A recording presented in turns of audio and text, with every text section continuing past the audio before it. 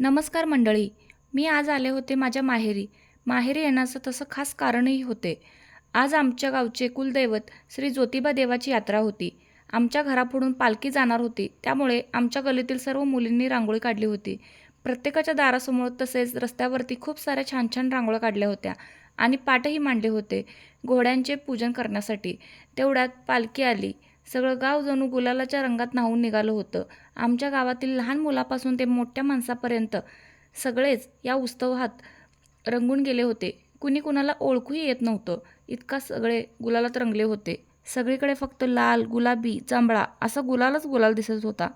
वातावरण तर अगदी उत्साहानं भरलेलं होतं. मुलं आनंदाने इकडून तिकडं पळत होती, एकमेकांवर गुलाल उधळत होती, तर मोठेही त्यात काही मागे नव्हते. ढोल ताशांच्या आवाजात ज्योतिबाच्या नावानं चांग भलं असा जयघोष करत सगळे भक्त पूर्ण भक्तीत रमले होते. त्या क्षणी असं वाटत होतं की ही वेळ थांबून जावी, कारण इतका आनंद, इतकी एकजूट आणि इतकी सकारात्मक ऊर्जा रोज अनुभवायला मिळत नाही. खरंच अशा यात्रांमुळे आपल्या गावची ओळख, संस्कृती आणि आपुलकी अजून घट्ट होते. आमच्या दारासमोर पालखी आली. घोड्याचे पूजन केले, पालखीचे पूजन केले.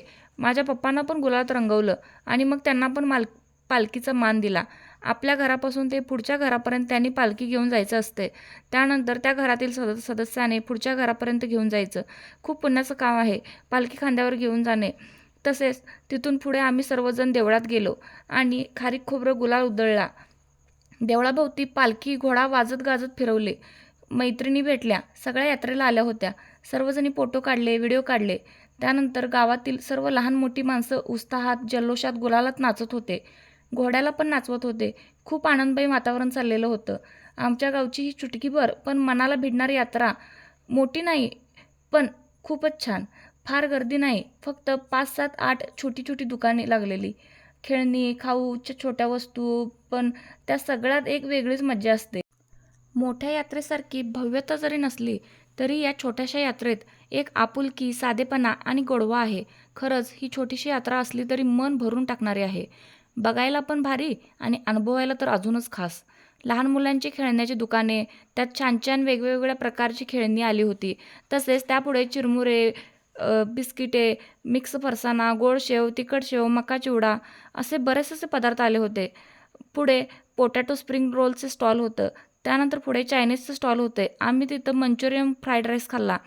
त्यानंतर पुढे भेळगाडा होता, पाणीपुरी, शेवपुरी, रगडापुरी असे बरेचसे पदार्थ होते. त्याच्याच पुढे आमच्या शेजारच्या आप्पांनी आईस्क्रीमचा पण स्टॉल लावला होता. तसेच पुढे आईस्क्रीम, बदाम शेक, सर्व थंड पेय असलेला एक गाडा होता व त्याच्याही पुढे आणखी एक भेळचा गाडा होता. तसेच दुसऱ्या दिवशी मुलींसाठी, बायकांसाठी लागणाऱ्या ज्वेलरीचा पण एक स्टॉल लागलेला होता. व त्यानंतर लास्टचं आमचं स्टेशन होतं सोडा ज्यूस सेंटर. तिथे मी व मम्मी आणि काकी आम्ही तिघींनी ऑरेंज ज्यूस पिलो व माझ्या आजीसाठी आईस्क्रीम घेऊन घरी निघालो. आज थोडं थकले होते. सकाळपासूनच माझी तब्येत ठीक नव्हती. हॉस्पिटलला पण जाऊन आले होते. पण या यात्रेच्या नादात सगळा थकवाच विसरून गेले. मन मात्र खूप खुश होतं. कानात अजूनही ढोल ताशांचा आवाज घुमत होता आणि ज्योतिबाच्या नावानं चांग भलं हा जयघोष अजूनही कानात रेंगाळत होता. घरी जाताना सगळेच शांत झाले होते, पण त्या शांततेतही एक समाधान होतं. आजचा दिवस खरंच खूप खास गेला. यातच मोठा आनंद आणि समाधान. छोट्या गोष्टींनी छोट्या छोट्या गोष्टींनी भरलेला हा दिवस मनात कायमचं साठून राहणार होता. आणि असंच वाटत होतं, कधी कधी आनंदासाठी मोठ्या गोष्टींची गरज नसते. आपल्या माणसासोबत घालवलेले असे साधे क्षणच खरे सुख देऊन जातात. आता हा व्लॉग इथे संपवते. पुन्हा भेटूया नवीन व्लॉगमध्ये. तोपर्यंत आपल्या चॅनलला लाईक करा, सबस्क्राईब करा आणि शेअर करायला विसरू नका. Take care. Bye bye.